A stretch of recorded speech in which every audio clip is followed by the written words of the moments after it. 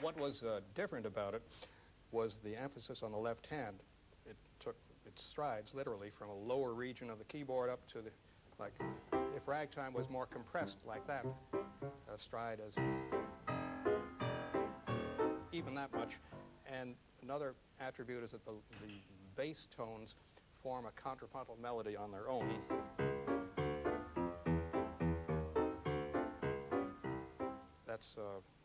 Those are some of the important. But each of these devices were the innovations of particular pianists. Some of them very obscure. Some of them didn't record. We don't know much about them except their reputation among the better-known people. For example, they often had exotic names. Jack the Bear was one of them. Another one was the Beetle. A menagerie of piano players existed, and they each contributed one little thing which got circulated. Yeah, but James P.'s particular protege was by no means obscure. No.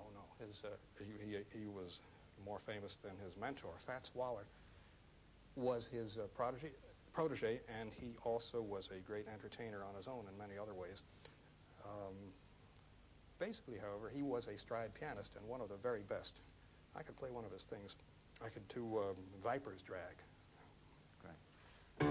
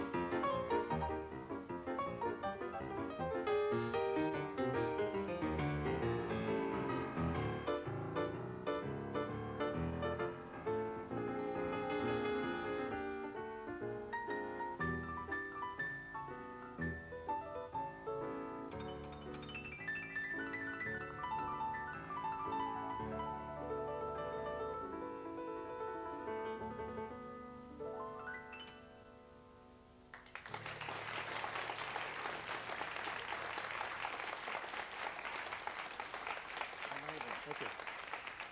That lovely right-hand bit at the end is like his non-tumbling record, isn't it? Well, that's what I call the waterfall. That's the Fats Waller waterfall music. Yeah. You can slow it right down on tape and it still sounds perfect. Mm-hmm. Yeah. He had wonderful, fine technique.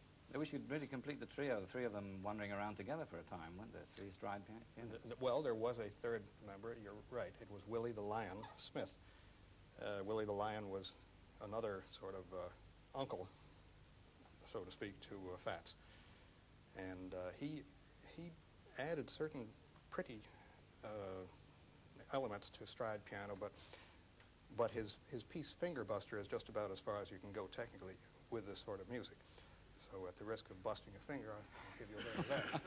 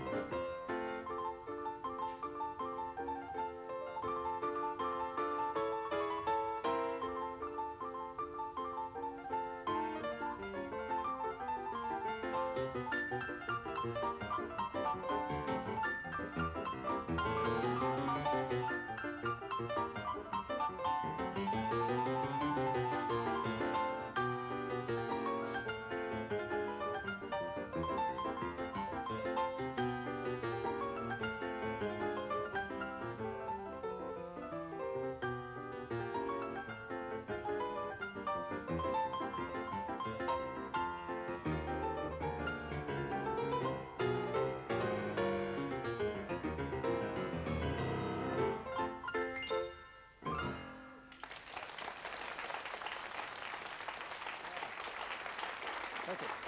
One to whom all of the Harlem pianists eventually bowed down was Art Tatum, who really, despite the Lisztian and arabesques and arpeggios and runs of his playing, really was playing stride piano, but very much adorned with all of these other things. I always like to play Finger Buster before I get to Tatum because it warms me up a little bit for it. But the best I can do is merely an impression. Nobody can play like Art Tatum, then or now. At any rate, this is an impression of Art Tatum's T for 2 arrangement.